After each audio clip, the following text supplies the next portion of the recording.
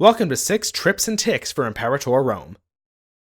I mean to say tricks and tips for Imperator Rome. If you're looking for a complete tutorial, you can find the best one in the description. Let's jump in. This isn't your king. This is. What's that? You're a republic? Well, this tip applies to you too. Technology really is king in Imperator, and to get it, you need citizens. The larger a percentage of your population are citizens, the faster you'll research technology. You can get technology even faster by buying tech-related inventions, importing papyrus and earthenware, and exporting cloth. Small countries can reach tech levels of around 10 in just a few in-game years. With that kind of technology, you'll have an economy and military that punch way above your country's weight. Next, we'll deal with forts. The way I see it, there are 3 uses for a fort. The first is to delay the enemy. This is particularly helpful for your capital, and to prevent the enemy from getting deep into your country. This tip isn't about that though, but rather for the other 2 uses. The first of these 2 is to set up battles. If your army attacks an enemy army besieging your fort, the besieging army will be considered the attacker for the battle, suffering the penalties of whatever terrain it's standing on. Let's use this to our advantage. Place your forts in forests or hills with a river. Forests and hills both give a -1 penalty to the attacking army's rolls, and the river gives another -1 penalty.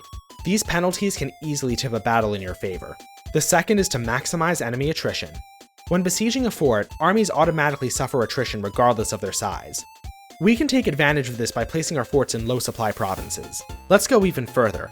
Deserts give instant attrition too, so place the fort in a desert with low supply. If you have Levantine and Arabian traditions, you can increase enemy attrition even more. Now that the enemy is taking ridiculous amounts of attrition, let's get even meaner. To capture a fort, you need 5,000 men for every level of fort. Knowing this, let me ask you, what's worse than losing 4% of 5,000 men? Losing 4% of 10,000 men, or 15,000 men, or even more if your fort is big enough. To recap, if you want to use forts to set up battles, place them in forests or hills with rivers.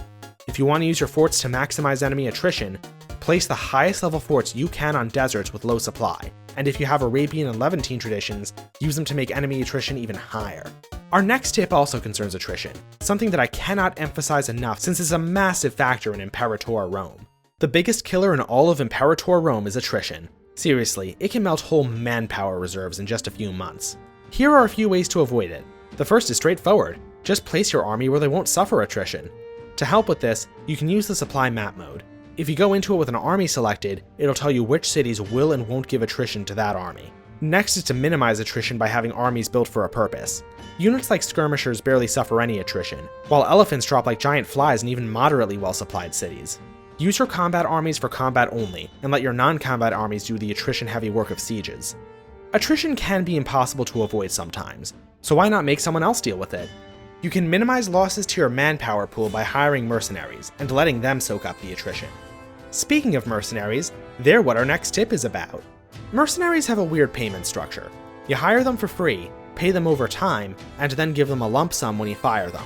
That lump sum is the real kicker when paying mercenaries, but there's a way to avoid it. If an army is totally crushed in battle, it won't retreat. Instead, it'll be destroyed. Mercenaries are no different. This means that when you're done with your mercenaries, or just want to hire new ones, find the biggest enemy army and attack it with your unwanted mercenaries. It might take multiple attacks for your army to be destroyed. Once they are destroyed, you'll no longer have to pay them. And since you never technically fired them, you don't have to pay the lump sum either. You can even cycle between mercenaries, hiring one band, fighting it to the death, and then hiring another while the first regains its strength. When using this trick, your only mercenary-related expenses will be maintenance. Let's move on to our next tip, which helps avoid unwanted invasions. As a small country, keeping majors happy is important. This is because if a major attacks you, you're pretty much screwed. If a country, including a major, has a high opinion of you, they're unlikely to attack. Here are a few good ways to increase a country's opinion of you. The easiest is to send gifts and use the Improve Relations action. Another option is friendship. If 2 countries' leaders are friends, their countries will have higher opinions of each other. Oh, and what do you know? There's a button to make friends right here.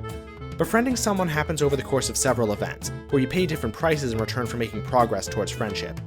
Last is to keep aggressive expansion low, as aggressive expansion has a massive impact on other countries' opinions of you.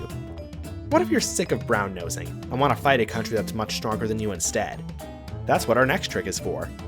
Taking down major powers as a small or medium-sized country is hard. Luckily, you don't have to. Let them take themselves down. There are a few good ways to destabilize a country. The easiest is to just wait. Large countries tend to face civil wars and other problems eventually. You can develop your technology and economy in the meantime. Waiting sucks though. Let's look at some more proactive options. When certain conditions are met, countries face succession crises, and nearby countries gain the option to support pretenders. Supporting pretenders massively increases the chance of a civil war. If you want to destabilize a country without having to wait for random events, you have one good option: inspire disloyalty. You can only do this to one character in the world at a time. Pick powerful characters like pretenders and generals. Governors of major regions are also good targets. Make sure to pick a target who's already a bit disloyal, as very loyal characters may never become disloyal. Finding a good target to inspire disloyalty in can be a bit obnoxious since there's no browser for characters outside of your country. You can sort of browse by clicking on leaders and governors, and then clicking through their relations until you find who you're looking for. If you're looking for pretenders, they'll usually be the children and siblings of the current ruler. That was 6 tips and tricks for Imperator Rome. Let me know what you think of them, and share your own in the comments. Up next is... Wacky waving inflatable arm flailing tube man! Wacky waving inflatable arm flailing tube man! Wacky waving inflatable arm flailing tube man! See ya then. Screaming murder as I punch the clock at 9. I grab my blade and armor and start hacking up the line. I'm a 9 to 5 barbarian. Don't have to do no paperwork, I'm happy as a clam. Not a farmer or librarian. I'm a killer with a vengeance and a profit-sharing plan.